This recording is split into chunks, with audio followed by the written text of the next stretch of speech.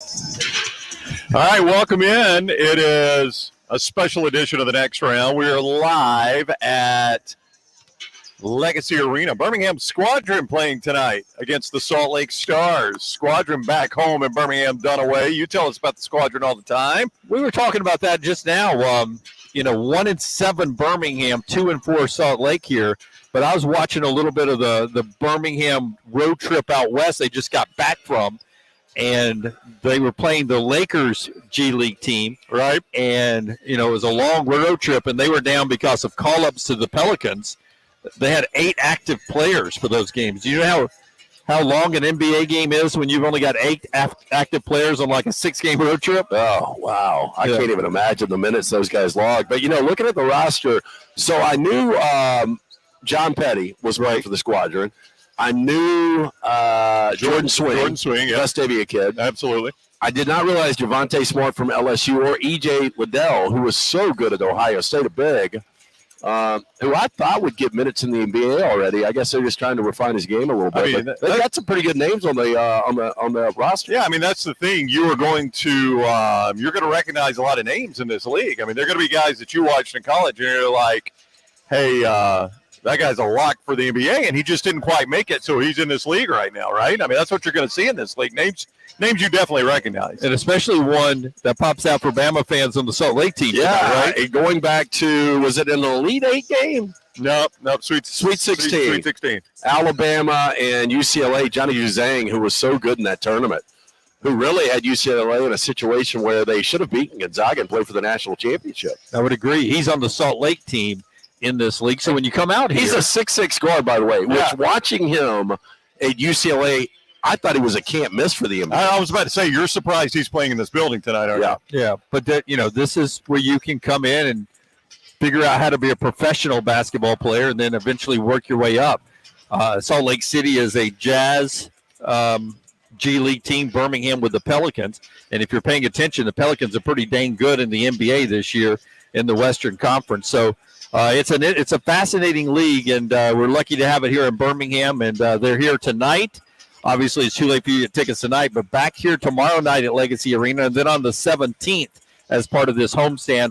Always you can get your tickets at Ticketmaster, and just follow our social media. Taylor Corn right over here, and every game day, she keeps you posted. If you just follow us on Next Round, she'll let you know when the home games roll in, and you can always get your tickets with our Squadron right here at Legacy Arena.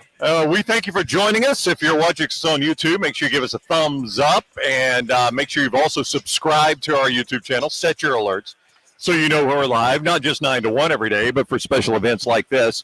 If you're watching us on social media, make sure you share it on Facebook, retweet us on Twitter, like us on both those places.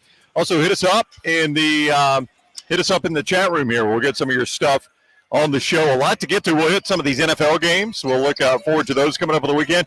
But we'll start from here at Legacy Arena and the Birmingham Squadron with the news in Alabama football today that Pete Golding has gone to Ole Miss. Now, I think most people look at this story and say Nick Saban certainly did not stand at Pete Golding's way of leaving, that this was something Nick Saban wanted to happen.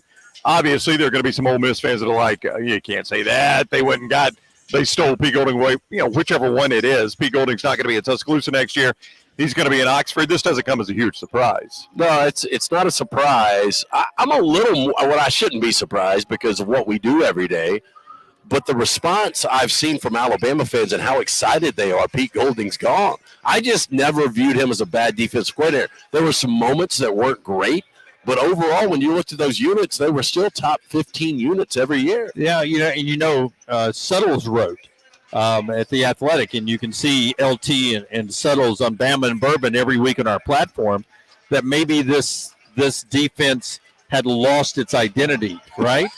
To me, I always wonder, where – I've never been, by the way. I know. Sorry, Dunaway. We'll get to the chats. I don't know if we're going to pull that one out, but anyway, go ahead. But Suttles wrote about, this defense losing its identity, and I think that may be, if I'm trying to define Pete Golding's time as the defensive coordinator in Tuscaloosa, I'm not sure his defense has ever really had an identity. It never felt like I mean, they were good at times, but they never felt like they were consistent enough and were known for one thing, to have an identity. You know what I mean? If that makes any sense at all. I don't know what their identity would have been. Was it only one national championship or two? He was there. It was just one. Okay, so just 2020. He's been there 4 years as the defensive coordinator. Wait for another one. Yeah, that's the one that got run off the field at Santa Clara, right? No, he wasn't there for that. Yeah. Yeah, it was. 19, 20, 21, 22. I thought when we did the A-Day was 2018. He was there. Yeah. He was there, but he was not the DC. No, he was not the DC. Yeah. Josh LaPointe was. Yeah, right. Yeah. Okay. But many people say he took over and was calling the plays down the stretch that helped Alabama get to the national And I don't know championship. that was, when fans looked at that, I don't know if they got that excited. That wasn't that great a defense in 18. I mean, you had a great offense at times that year and still didn't win the national championship. Pete Golding, I think, when you look back at his history, it's going to be complicated. You'll look back at what Lance just said. You'll look at the stats and say, hey, that was pretty successful. He was never accepted wholly by the fans, I don't think.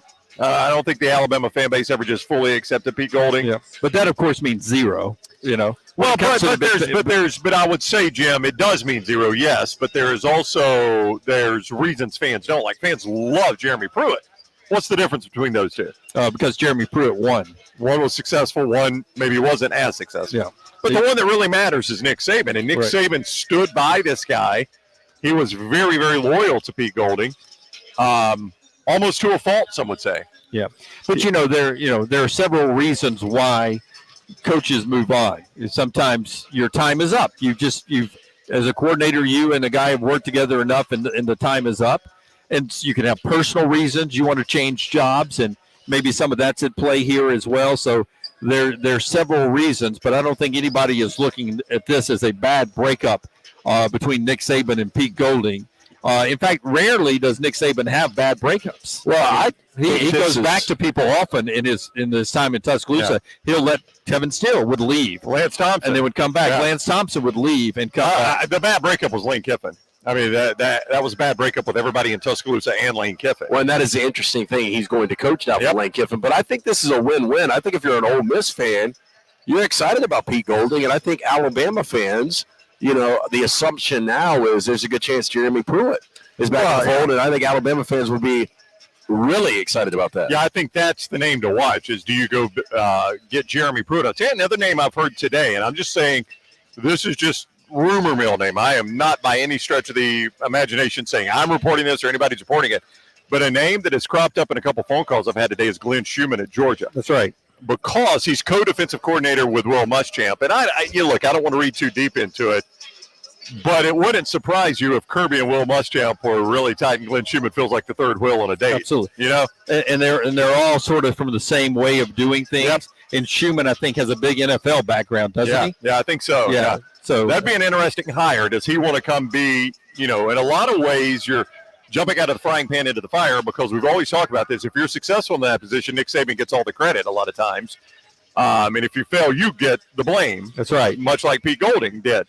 But if you're Glenn Schumann, do you want to come to a place where at least you're not co-defensive coordinator and it is your gig? Yeah, I think it's probably an easy decision for him. And, if Alabama wants the easy choice instead of going through all of the Jeremy Pruitt baggage, because I'm going to assume that Greg Sankey would not be extra excited about that. Well, that's something we always wondered what the power is there. They can frown upon it, but can they really control who the member institutions hire? Yeah. We may end up finding out. This may be the test of that. This may be the watershed moment we find out if there really is power there or not. But, there's several ways this can happen. Jim Leonard, for instance, is another hot name. Which would be a great hire. That is being mentioned. He's been uber successful. He's leaving his alma mater at Wisconsin. He did not get the head coaching job, so he leaves sort of with some, feathers ruffled, and he's going to be a DC somewhere for somebody. So Schulman, Leonard, and Jeremy Pruitt, there's a chance that one of those guys is the defensive coordinator, and Jeremy Pruitt maybe just as an analyst while he goes through the cleaning process. If you're picking from those three, I don't think you can go wrong. Jim Leonard, Glenn Schumann, Jeremy Pruitt. If you land one of those three, if you're Alabama, you have I think you've hit a home run. And what if I can get two? What if I get one of those guys to be my on-the-field DC, and then Jeremy Pruitt while he goes through As an analyst? Yeah, as he becomes baptized in the water of Nick Saban. I mean, and is I washed think in you're clean. always looking over your shoulder if that's the If case. you're Glenn Schumann, he may be right back in the same situation he was with World Muschamp and Kirby Smart, Yeah. It's going to be hard, just honestly, it's going to be hard for Greg Sankey to step in and stop you from having Jeremy Pruitt as an analyst when you had DJ Durkin as an analyst. Yeah. How can you do that, really? If you're Greg Sankey, how can you say, oh, yeah, we let DJ Durkin in the league? And look, hey, I'm not saying Durkin shouldn't be. I'm fine with Durkin. But Jeremy Pruitt is still under investigation. He is. I mean, that investigation is still going on, but boy, that seems like a weird place socially to draw a line, doesn't it? But did you not? You remember on the show when I brought up Jeremy Pruitt's name weeks ago when Kiffin maybe was going to go to Auburn, and I really thought Kiffin would make a play for Pruitt at Auburn. Yeah. And that other people would be making a play for Pruitt, and that Saban was interested in Pruitt as well. That is what I heard, and that was weeks ago now, maybe over a month and a half ago. I think some of the same dynamics at play here. If you are able to get him in the fold before those NCAA sanctions come down, then what? Yeah. Okay, I've already hired the guy. You're telling me what's a show cause now? I've got to show a cause of why I'm going to hire him. Well, hell, I've already hired him. Yeah. So what? What now? Yeah, what do you want me to do? I showed you my cause. Yeah. My cause is I want my defense to be better. And by the way, if he's not on the field, he's also not a recruiter. Yeah. And it's a recruiting violation. So maybe he can't recruit for X number of years. Yeah, well, and that's the thing. Like, if you had Jeremy Pruitt and he had to be off the road recruiting, you've got a slew of analysts that can take that other recruiting spot of guys that can be out on the road. It doesn't have to be an assistant coach that's out there recruiting. So you can get around just about anything there you want to. Would you guys say the majority of Alabama fans are happy with this? Yes. Oh, yes. Yeah. Especially if you give them, I think in this order, I think if you gave them Pruitt, Leonard, and Holman, I think they'd be really excited. I think I would. I mean, obviously, Jeremy Pruitt was great when he was with Nick Saban. But just to avoid all the baggage, if there is, and all of the complications, I think Jim Leonard would be a great hire. I think he's really good. There was, it's hindsight now, but I think if you go back to when Pruitt was the DC, there were some Alabama fans that thought Pruitt did a better job than Kirby did as the DC. I've had a surprising amount of Alabama fans that have that opinion because he was more aggressive. Yeah, they like Jeremy Pruitt. They would tell you the defense was its absolute best under Jeremy Pruitt, not Kirby Smart. I would have always told you that if you did the Mount Rushmore of Alabama defensive coordinators under Saban, that Kirby would be the first face on there. But I have had a lot of Alabama fans that say, no, it's Jeremy Pruitt. Yeah. And that's before any of this happened. That's before, that he was a possibility of coming back. But what's Jeremy Pruitt's stain? What's the big stain? I mean, not recruiting in Tennessee. What do you mean at Alabama? What's his stain as the defensive coordinator? What is it?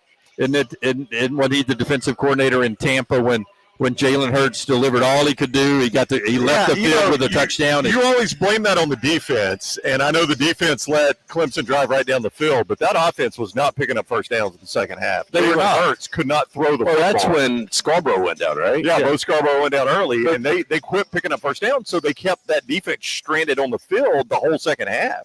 But all I needed, your gas. What was it, 90 seconds? Well, yeah, but I mean, I needed one stop. But if you're number one, you were going against Deshaun Watson. I was about to say you're going against a great quarterback, one of the best college quarterbacks we've ever seen. And number two, your defense is out of gas because your offense has had them on the field the whole game.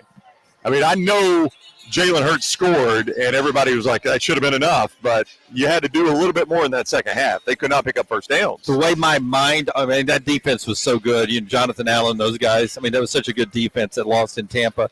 In my mind, for some people that would say that 2017 Alabama maybe lucked in to that national championship with, the loss, the second and 26, making the change to two and everything, that 2016 team was national championship worthy. And I've always thought yin and yang there. Okay, you take that one away, give me the 2016 one, because Alabama, I thought, deserved that one with that team there, and they had taken the lead there. Took a miracle drive from Clemson. Yeah, we are live at Legacy Arena. You can see behind us as fans will soon begin filling in for the Birmingham Squadron against the Salt Lake City Stars. They are paying tribute tomorrow, in the game tomorrow, to Dr. Martin Luther King Jr.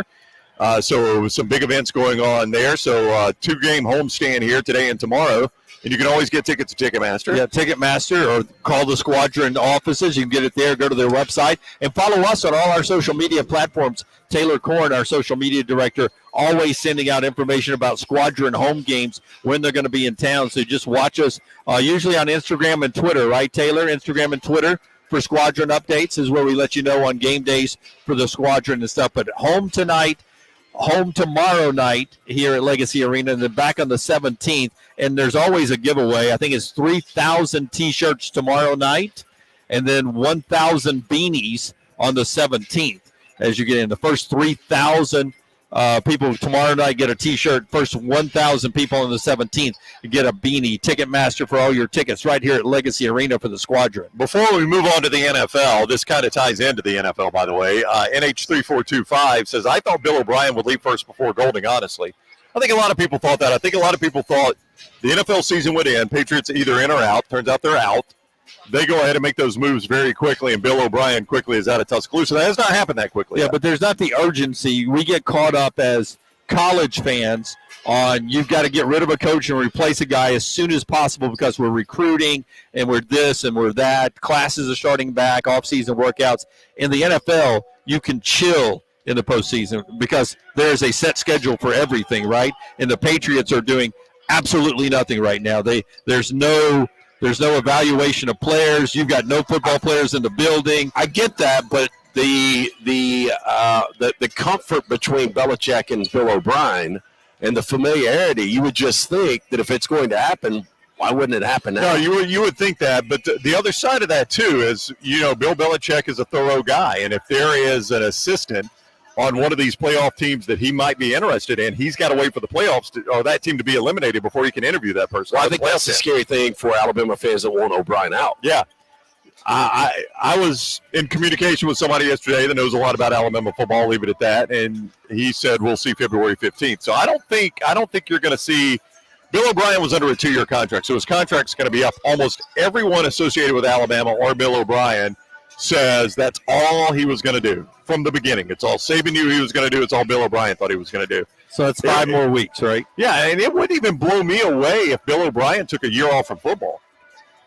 I mean, that wouldn't blow me away that his contract's up. He's like, hey, Nick Saban's finished with it. Bill O'Brien's finished with it. And O'Brien might even take a year off. That would shock me. I'm not saying it'll happen, but it wouldn't shock me. Or if he went to the Patriots and worked in some kind of analyst role there to where it's not the daily grind. He just worked on game planning. Yeah, I think you'll have a new offensive coordinator if you're Alabama. Now, if you want a Garrett Riley, and I don't know that Nick Saban ever was going to hire Garrett Riley, obviously that ship sailed very, very quickly. You missed out on that. Did they approve the contract today? I have not seen. I haven't checked either. Obviously, he is going to be the offensive coordinator at Clemson. I don't think Dabo makes fire Streeter without knowing that they're going to approve the contract.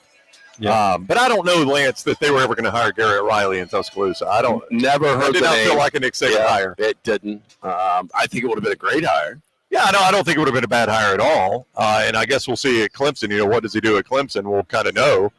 But it just did not feel like that did not feel like a Nick Saban hire for day one. When do we get into the biggest news of the day? The biggest news of the day, coming right up here from Legacy Arena, the Birmingham Squadron getting ready to play. Sean McVay did not take long to think this over, did he? Did you find that strange, though? I was about to write him an open letter. Were you really? Were you going to run it in the LA Times so you could read it by time in the LA Times? I did find it very interesting that just 2 days ago he comes out and tells his coaches he's not going to block any lateral moves. Yeah, that's what I'm saying. Yeah. I mean, it didn't take him long. I don't know what it was. I don't know if he, if Les Need and him went for a margarita or a beer and he reminded him, hey, man, less than a year ago, we made this incredible run. We've still got this nucleus intact. We can go through free agency. We don't have the draft picks. But as long as we stay healthy, the Rams are still – the NFC is wide open. I mean, I'm surprised this happened this quickly. I really expected this to drag on into February even, that maybe – made my day, though. Even after the Super Bowl, he announces either he's leaving or coming back. I was stunned when I saw that news today.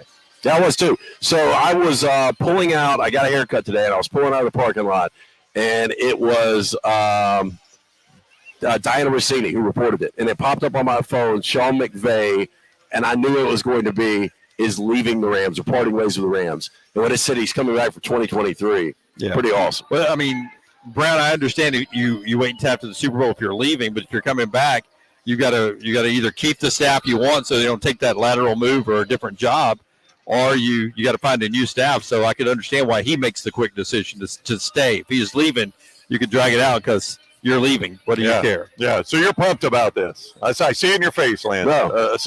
Hugely. Somebody asked me yesterday, shoulder. they were like, if Sean McVay leaves, who do you guys get? And I'm like, I have no idea. I really have no idea. I mean, my God, he's got assistants all over the NFL. Y'all don't have one on that staff you could bump up?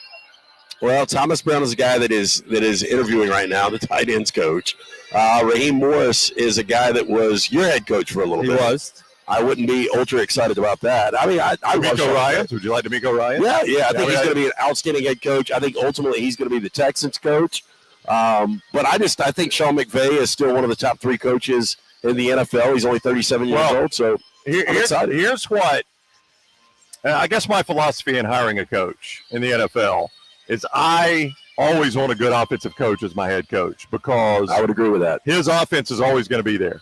And if I lose a defensive coordinator, I can hire another defensive coordinator. But if you're elite offensively, now the obvious exception to this is Shanahan. Kyle Shanahan, his staff has been rated time and time again, and they just continue to be what they are offensively. And I don't know if you would call them an elite NFL offense. I mean, they're top. I looked at it today because Miami has, I got to remember the number, the first time in 15 years they've had a top 10 offense. If that is difficult to believe, it should be.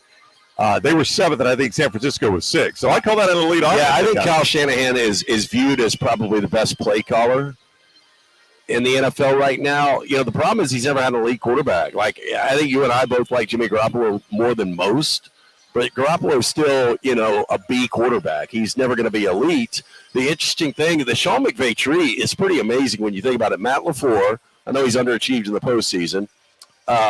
Zach Taylor, who was in a Super Bowl last year. Right. Kevin O'Connell in his first year wins 13 regular season games. Yeah, I think they're a house of cards, but still, that's an amazing season in Minnesota. So all of his guys, and then you look at Brandon Staley with the Chargers. The only guy that didn't make the postseason this year from Sean McVay was Matt LaFleur, a guy that was the 1 seed last year. It was a game away. Yeah. Oh, and McVay. Oh, yeah. The trunk of the tree. Yeah, the trunk of the tree wasn't But you see my thinking there, right, is if I've got a good offensive guy, I never lose my offense, which is so key in the NFL. I'm not always having to go find another innovative offensive guy. Yeah. I feel like I can find a good defensive coordinator easier. Yeah, I'm a big fan of Shanahan and what he does at San Francisco. Talent evaluation with that organization is huge. It's huge with the New Orleans Pelicans. We're down here at the Squadron game, Legacy Arena, Birmingham Squadron, getting ready to take on Salt Lake City, part of the Utah Jazz, farm system of the NBA, G League action in Birmingham. Always a lot of fun, so family-friendly. Already today there is a local girl who will be a featured majorette is what we used to call them back at Thompson. She's got the baton. She's twirling the baton. So during one of the timeouts or at halftime or pregame, she'll be performing. There's a dance team here tonight that'll be performing as well. Always a lot of festivities going on here, a lot of music around it, just a fun NBA-like atmosphere here with the G League in Birmingham. The Squadron in action tonight. Too late to get down here tonight, but tomorrow night they're back in action. First 3,000 fans get T-shirts as they honor Dr. Martin Luther King, his legacy. Birmingham Mayor Randall Woodfin will be here, and a lot of other celebrations in the arena tomorrow night. And then on the 17th, which I believe is Tuesday, on the 17th, they're back here, and the first 1,000 fans get the Squadron beanies, which are just a good-looking headgear for the cold weather out there. So all that's coming up. Get your tickets at Ticketmaster. Ticketmaster, even when we're not talking about the Squadron, we've got them on our social media platform. Taylor keeps you up to date on all of that. And we're with you for about another 40 minutes or so here. On the next round from the Legacy Arena. You can give us a thumbs up. We greatly appreciate that. Like us wherever you're watching us. Share us. Make sure you've subscribed on YouTube and set your alerts. Let's talk about these NFL games. Let's start with the 3:30 Fox game tomorrow. Seahawks 49ers. We were just talking about Kyle Shanahan. I think the biggest story in this game continues to be the weather. A lot of people are talking about if the Seahawks are going to play in this game and have a shot, they need a sloppy track to slow that San Francisco offense down a little bit. And the weather forecast tells you they're going to get that. They're going to get a sloppy track there in Santa Clara. I don't know if it'll be enough. I don't think it'll be enough. I think the San Francisco team is, in my opinion, still the best in the NFC. I know the Eagles' record reflects that they're the best team, and they're obviously the team that's not playing this weekend because they're the 1 seed. But as long as Brock Purdy doesn't make mistakes, and he really hasn't, he's played well. He really has. I'm shocked. I never thought Brock Purdy, the Iowa State quarterback, after watching his junior and senior years, that he would be a starting quarterback in the NFL. If you rewind to his first game, it was the Miami game when Miami knocked Garoppolo out of the game. And that was a massive game, if you remember. It'll take me, I think I'll tell you right Miami now. was 8-3 and was looking really good in the AFC. And San Francisco, I think, was maybe 7-4, but was coming on strong in the NFC. They knocked Garoppolo out on that first possession. I'm like, we're 9-3. We're 9-3. We've just beaten San Francisco. And guys, Brock Purdy came in and was fantastic against Miami and has never really looked back. I mean, he's been good the whole time. And I think you almost have to give him credit for that win. He didn't start. Oh, but it was the first possession. Garoppolo was hurt. Yeah, but technically that makes he 6-0. Yeah, I mean, I would absolutely give him credit for And that win. 13 touchdowns, 4 interceptions. I mean, he's doing everything he can. Yeah, it's remarkable. The second biggest line, mybookie.ag line here, the second biggest line in these games, San Francisco favored 9. That feels too big to me, Dunaway. It does to me. I think Seattle's got a chance to win it just because we talked about it. I love Shanahan as a coach, but you never take Pete Carroll's crew for granted, right? Because Pete Carroll is such a good coach. In that weather, Lance, would you not imagine everybody is on Probably the under? Yeah. Yeah. I mean, typically when you get something like that, when you hear people talking about the weather and it's going to be such a factor, people will lean to the under. It's only dropped a point, though. What's It's the total? 42.5 right now. 42.5? 43.5, yeah. Yeah. So that is the early game tomorrow night. What Seattle exactly at San Francisco. Is the weather saying? I just Windy think it's is a lot key. of windy and rain. Yeah. I mean, it's been raining for a week out in California. They're having massive floods and things like that. You got Santa Clara on your Yeah. Lance is going to pull up. He's going to do the local. Who's the big TV out there in KNBR is the radio.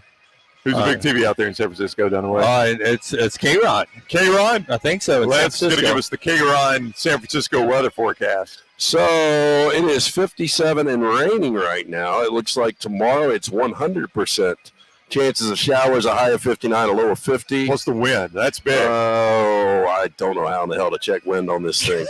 I mean, look. I mean, who's good? Well, hang on, I just jumped up. I don't know. What's it? K-Ron? K-R-O-N-4? Channel 4. K-Ron 4? Yeah. That's pretty strong. Channel 4 in San Hey. Francisco. Listen, you can take the Dunaway out of TV. You can't take the TV out of Dunaway. That's right. can you? I got that right. K-Ron. Absolutely. Here we go on wind. What we got? How do you read that? 8 miles an hour. So the wind doesn't appear that crazy. So it's just going to be rain there. So that's Seattle and San Francisco. But Kenneth Walker would be the key there. Geno Yep. Smith, when he's been good, he had one of the best throws I've seen all season last week to Tyler Lockett against the Rams. But Kenneth Walker running the football and Geno Smith not turning it over, and then Brock Purdy having that bad game, that would be the key to Seattle pulling off the upset, but I just don't see it. Jonathan on YouTube says, is the AFC game in Atlanta confirmed? If it is Buffalo and Kansas City, they will in fact play that game at Mercedes-Benz Stadium. The NFL announced that earlier this week. And you told me an interesting thing this morning about Kansas City and postseason that I didn't realize. I guess if I really would have thought about it, but Pat Mahomes has never played a postseason game outside of Arrowhead Stadium. Outside Super Bowl. other than the Super Bowls, Pat Mahomes has never played a postseason game outside of Arrowhead Stadium, and that would be the first one, the first non-Super Bowl if he has to play that game in Atlanta. And I think you would have very much a 50-50 crowd. I think that would be a Super Bowl atmosphere. You know the Bills Mafia will travel, and you know Kansas City fans will travel. That'd be a very 50-50 crowd. It's going to be a $3,000 ticket to get in. God, that's crazy to think about. Yep. All right, let's go to the second game tomorrow. 7:15 NBC tomorrow night. Chargers at Jags. Biggest storyline in this game is the best receiver for the Chargers, Mike Williams, is out. They are now saying they fear that he has a fracture in his back and might not be available the entire postseason. Like in his spine, like he has a spine crack. I didn't see it that deep, Dunaway, but he's got some sort of fracture in his back, and they're fearful that it might cost him the entire postseason no matter how deep they go. That even if they happen to be in the Super Bowl, he might not even be available for that, is their He fear. has been, so their defense the last 5 weeks has really been the key down the stretch for the Chargers. But offensively, He has been so good. And this shows you, I've told you guys before, the only thing that can affect a number is a quarterback. Yep. And you saw that with your Dolphins once it was established. Shot right up. Yeah, that Skylar Thompson was going to be the guy. That number moved 3 or 4 points. This number opened at Chargers 1.5. It's gone to Chargers 2.5. So that makes no sense whatsoever, does it? Oh, I mean, LT's always told us that if it's not the quarterback. Yeah, but this went up. Yeah, but I think it actually went up earlier in the week. It opened at 1.5. I think it went to 2.5 a couple of days ago. It just hasn't moved at all. Yeah, but you're right. I mean, Mike Williams not going to affect that. That's right. If it's not the quarterback, it's not that big of an impact. Yeah. But it's a small non-surgical fracture in his back that is expected to sideline him 2 to 3 weeks. Sources tell Lindsay Theory, ESPN. She's Los Angeles-based there near the Chargers. Brandon Staley is catching a lot of heat for this. Should. Because if you haven't followed the story, they played Denver last week, Dunaway, in a game that had zero meaning. The only thing it affected was Denver's draft pick. The Chargers were locked into where they were. They couldn't gain anything. They couldn't lose anything in the game. And Brandon Staley took a we're here to play football approach. We play to win. I want my guys to stay focused. And he played his stars, and he lost one of them. You know, and as everyone was griping about him doing that, for him, you know, you're jeopardizing what he ended up losing, a player to not be there for the game that counts this week in the playoffs. So it is it's an interesting dynamic to see a guy miss something like that. I mean, can you imagine if it were Herbert? Herbert got rolled up. Oh, well, you know, I was worried about it for Chargers fans, but I was also worried about our bet. You know, we've got a stake bet that Justin Herbert wouldn't take a postseason snap in his first 6 years. And I'm sitting there thinking something's going to happen to Herbert. This would just be so typical. You're playing for absolutely nothing. But, you know, there's 5 or 6 guys the Chargers could ill afford to lose, and Mike Williams is one of those guys. Yeah, wild. So there you go, Chargers, Jags.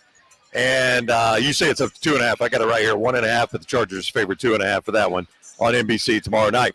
The Sunday games, Dolphins, Bills. I don't think we have to spend a ton of time on this. Skylar Thompson officially getting the start for Miami. They're almost a 2-touchdown dog in Buffalo. So you have no expectation? I mean, look, I'm going to watch the game and pull for Miami, but what should my expectation be? My expectation is they're going to lose the football game. Yeah, I mean, Skylar Thompson plays lights out. Josh Allen gets hurt, concussed on the first drive. Well, I don't want to pull for that. I can't stand Josh Allen, but I'd never pull for him to get concussed, Lance. That's an awful thing to pull for, don't you think? I'm just saying if it happened, then you guys would have a fighting shot.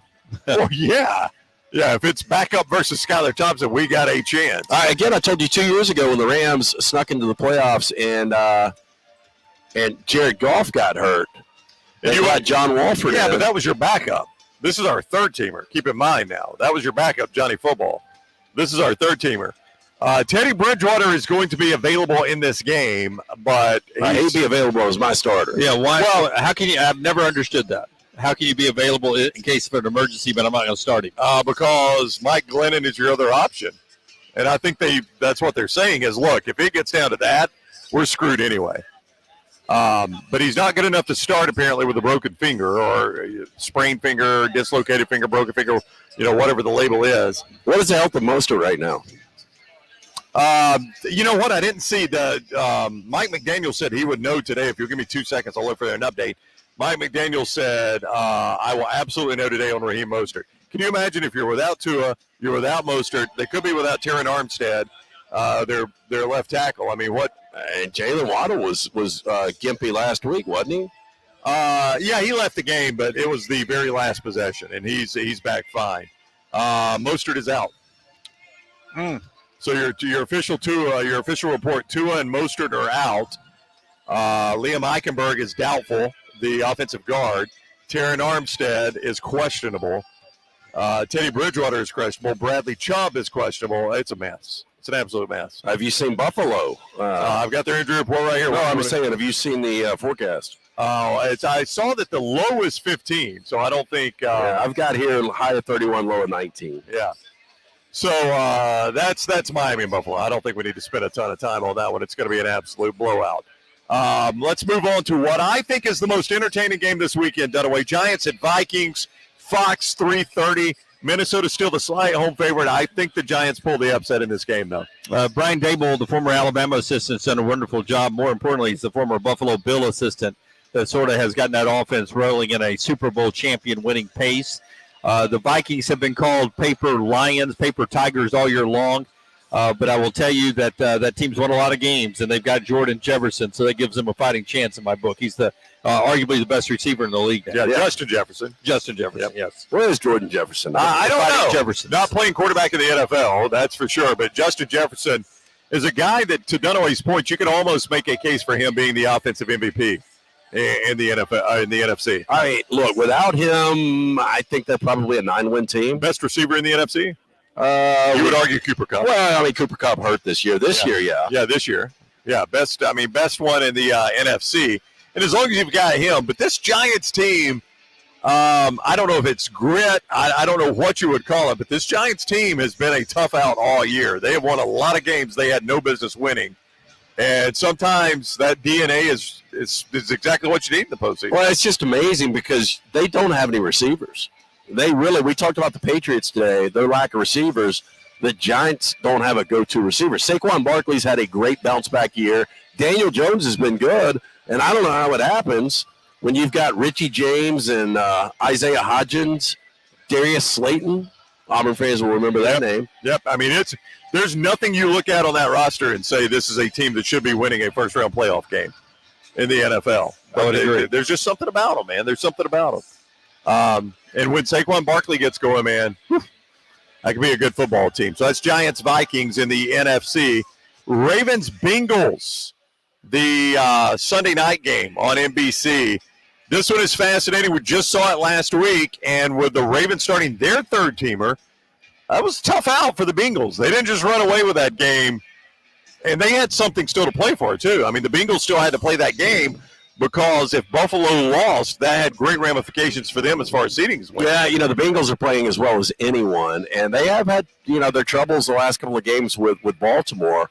When you look at Joe Burrow this year, I don't think he's gone over 225 in either game. I think he's got 2 total touchdowns in 2 games, and he's got a pick. He did have a 500-yard pass game against them last year, but this year he's had trouble with Baltimore. Yeah, but there are certain guys who for their career will struggle against certain teams, right? Certain coaches, certain schemes. I mean, it just happens. Somebody has somebody's number, and it feels that that's the Ravens D and Joe Burrow right now. Not that I don't think the Bengals are going to win, but it's going to be one of those typical Ravens-like games, right? Well, I could see that. I mean, I could see this come down to a final field goal. I would be really surprised if whether it's Tyler Huntley or Anthony Brown, if those guys are able to go on the road the way the Bengals are playing right now and win that game. I do think it'll be a tight game, though. I said this before. If I could have one quarterback right now in the league, it would be Joe Burrow. I know most people would say Pat Mahomes. I saw somebody from ESPN rank their quarterbacks in the postseason the other day. They had Mahomes 1, but they did have Burrow number 2 in front of Josh Allen. Burrow and Jamar Chase, when they are healthy and on the field together, it is just such a lethal combination. They play so much football together. Well, and you've got other weapons. I mean, you've got, T. Higgins, and you've got Joe Mixon. Well, that's a good Bengals team. It really is. Again, we just saw this game last week, and that's reflective in the point spread. Cincinnati about an 8.5 point favorite in that game. But there's something about that division, Dunaway.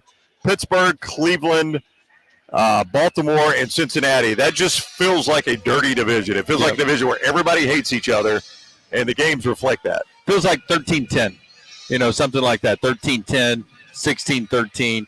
It's going to be one of those hard-fought, everybody, a couple of personal fouls, a lot of jawing. Like Montez Perfect is back in the game, right? Not a lot of points. Yeah. Not a lot of points. Do you think there's a division in the NFL where the teams hate each other more than that division? I don't think so. I think the NFC East. Yeah, I mean, you've got the historic Philadelphia, Dallas hatred and Redskins. I think there was a time when it was, when the Cowboys were good and Parcells were with the Giants. The Cowboys and Redskins back in the day hated each other. Yeah, but during that era, 80s into the early 90s, Giants, Cowboys, Redskins, and even the Eagles were just nasty enough to make it fun. Who else was in the East with them back then? That's right. Yeah, Cardinals. That's right. As dumb as that sounds, St. Louis. It was St. Louis, back but still. But there's the the infamous story, I guess not famous, but an infamous story of Michael Irvin laying. I don't know. He wasn't paralyzed, but he couldn't really move. I was watching that game. Oh, the Eagles fans were crazy that Irvin got laid out like that over the middle. So that shows you how salty that was. I think that might have been his last play ever. It was a bad neck injury, wasn't it? He was never paralyzed, but there was a fear that immediately that he was. I think that might have been his last game. You know, Michael Irvin's a guy initially who I did not like as a broadcaster, but and now when he's on the argumentative shows, I don't like him as much. But when I hear him talking football in his NFL Network days, when he's talking about a game coming up or games that have just been played, I really enjoy his analysis. So I like his energy. I don't necessarily love him as a broadcaster, but going back to it, I've said this before, I was one of the few people that liked Miami, the Hurricanes. Right. And I loved Michael Irvin back in the day. I think the thing I respect most about him is he was a star NFL receiver that had absolutely no problem going over the middle. Oh, yeah. I mean, a lot of NFL star receivers shied away from going over the middle, but Michael Irvin did not care. And as I remembered, it was that type of play that got him laid out in Philadelphia. He did not mind going over the middle. That was a tough team. I mean, you say what you want about those Cowboys teams being full of Hall of Famers. One of the reasons they were full of Hall of Famers is how tough they were. I'll never forget, it was a Monday night game against the Giants, right, where Emmitt Smith broke his collarbone on the first play from scrimmage and never came out. Yeah. I mean, he ran out like you normally would. Yeah, ran 20 times. Yeah, I think I remember him having like 180 some odd yards in that game playing with a broken collarbone. Yeah, and I'll guarantee you, Troy Aikman played with about 10 concussions. Zero doubt. Yeah. Yeah, I mean, in today's game, Troy Aikman would have been Tua. He'd have been off the field so much with concussions. But it was just a different game back then. Yeah, you know what? He's done pretty well. I mean, Troy Aikman is I think he's the top broadcaster in the NFL, and that guy had no telling how many concussions in his career. You can hear in the background, we're 28 minutes from the anthem, and shortly after that, the tip here at Legacy Arena at the BJCC. It's the Birmingham Squadron tonight, Dunaway against the Salt Lake City Stars. This is this league is so amazing, and the more you hear about it, the more you like it. Because, like, the Squadrons are a great example.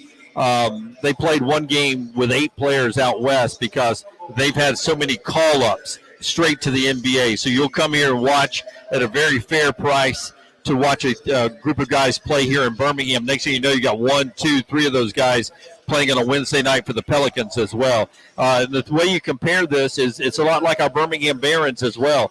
This is here to let guys get reps, to develop their skill set, maybe to do something. They do it within the system of what the parent club is. So it's the Pelicans offense, Pelicans-style defense that they're using here in Birmingham to prepare them from instant call-ups to the NBA. You can come and enjoy it here at the beautiful remodeled Legacy Credit Union Arena down here. Another one of our great sponsors, Legacy Credit Union, down here at Legacy Arena tonight. Too late to get here tonight, but then tomorrow night we're back here, play Salt Lake again. Oftentimes that's what you get is back-to-back games against the same team for travel in this league, and it's good to come down here. And then you go on Tuesday night with, I think it's Rio Grande who's in town. You want a Bud Light? I would take a Bud Light. Yeah, absolutely. I want to run. Is that okay? Sure. I mean, we've got 13 minutes left. Oh, I'll wait. Okay. Hold on. Okay. Or we can send young Taylor to get it. Is she 21? Yeah, Taylor is 21. I hope so. Taylor. Yeah, I got it. This one's on me. Taylor, Bud Lights. We're beer run for the boys here. Yeah. Derek, by the way, and You want a Bud Light? Derek on YouTube says Lance looks like the Russian from Rocky in that red coat. Get you one. I don't remember Drago having the red coat. Should be right to the left. Yeah. I'll tell you, it's not as thick as people think, Philip. Yeah, it's the Canadian goose, the Canada goose. You're right. It's not as thick as it looks. It's the hood. I mean, I feel like we're molesting Lance. As we all go to second base. So the Mucinex jacket that everybody calls it is also Canada Goose, and it is really thin. And the thing I love about that is, like, you can put it in a ball and pack it, and it's easy to travel with. That ball's up that tight? Yeah. Does it wrinkle, though? Does it wrinkle bad even when you take it out of the ball? Nope. Really? That is handy. Yep. Because jackets take a lot of space up in your luggage. Yeah. I like this one, but this one is not as handy as the other one. Yeah. You know, it would be a great really sponsorship for us if we got whoever makes these jackets to be on for us Because I wish they would. because you are a client. And nobody takes more grief about his jackets than LT. Oh. I mean, it comes up all the time. I had a buddy stop by the studio today, and first thing when I walked out, I was wearing that green North Face. We had a guy poke his head in, though, and said he loved it. Well, I was a Tulane grad. Yeah. That's Tulane green. why. The Tulane green. Yeah. Tell LT I loved his jacket. Benjamin says goose is also the best bird to eat. I've had goose. It's been a long time. I don't think I've had goose. I did. I once, and mine was prepared. It was a little greasy. Oh, yeah? Yeah, I've had duck. I've had quail. Not a duck fan. We have a friend. Did you know there's more chickens in the world than people? Well, it seems. I saw that the other day. Really? Yeah. Better be. So we're about 8. I mean, we eat a shit ton. We do. You're right. You're right. Maybe it makes sense. Which probably makes us full of chicken shit, doesn't it? Maybe. Have you ever listened to this show? We have a mutual friend who's married to a young lady from France, and he prepared a rooster and wine sauce, which is apparently the big dish for Christmas in France. And I was talking to him about it the other day. It sounds amazing. He can cook. Yeah, and it's rooster now. It's not chicken. It's rooster.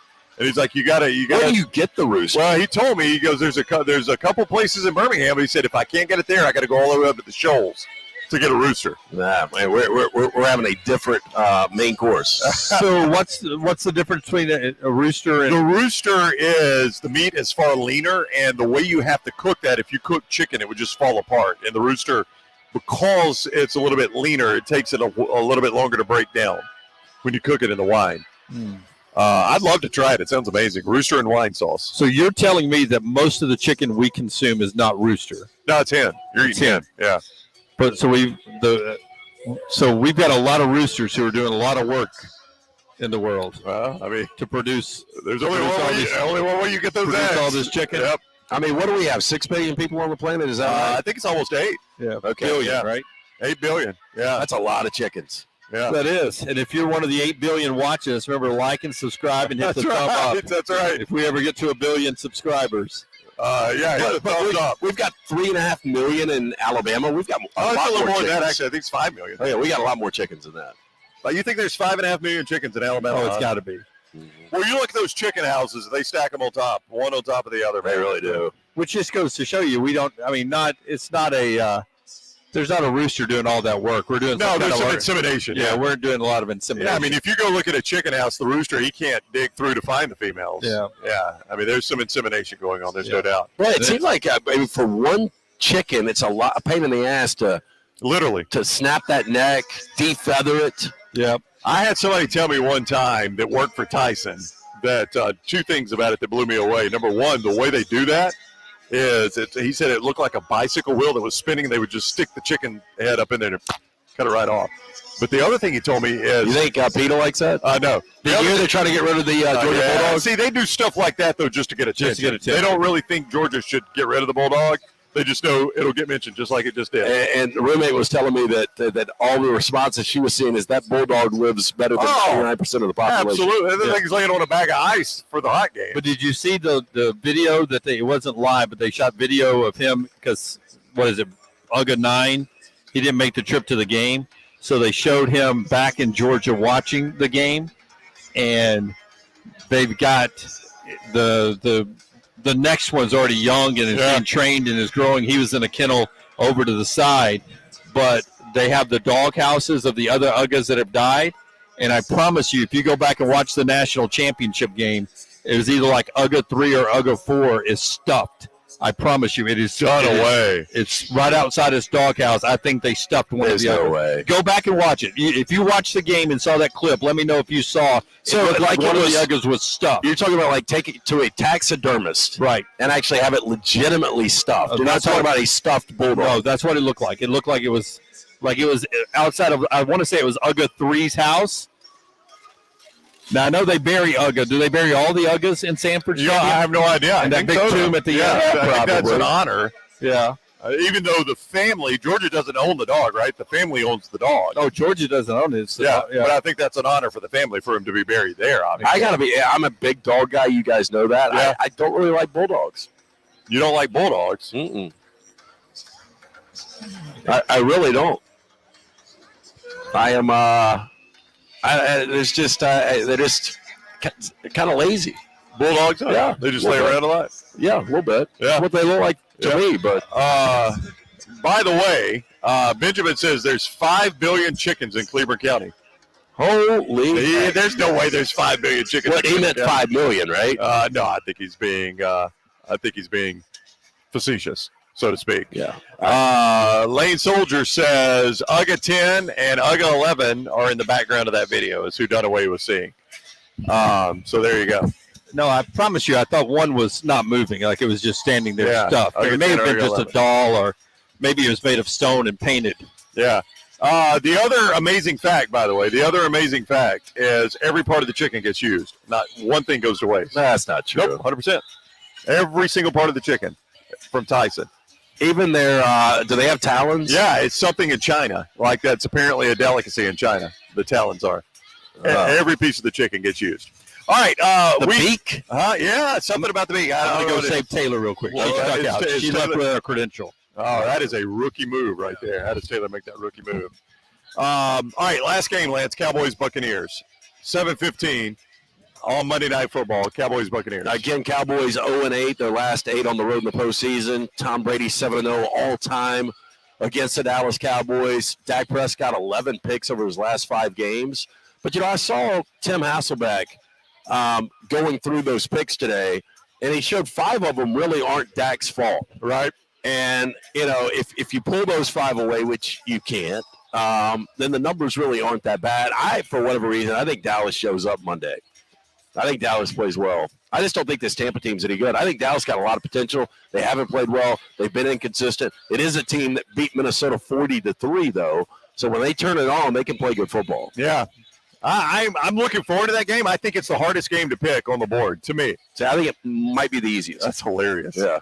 So you got a side you very much I like it. feel really, really good about Dallas. Yeah, Dallas minus 2.5 on the road. Yep. 2.5 point favorite on the road. I mean, there's a reason they're favored. Yeah, I mean, generally there's a reason they're favored. And the big, the narrative will be, is this Tom Brady's last game if, in fact, Dallas does win that game? Do you think last game ever, or is this his last game just in Tampa? I think definitely in Tampa. Yeah, but you wouldn't say last game ever. I would have said if he was still married. Now that he's not married, I mean, it seems like he's got a lot of free time, and Yeah. he's kind of married to football now. What do you think? You think if Tom Brady, if they lose Monday night, is it his last game in Tampa first? It'll be his last game in Tampa. I don't think he's back with Tampa. Do you think Vegas I think it'd be Vegas, and or San Fran? I could see 1 year in San Francisco. Can you imagine with those weapons and Kyle Shanahan calling plays?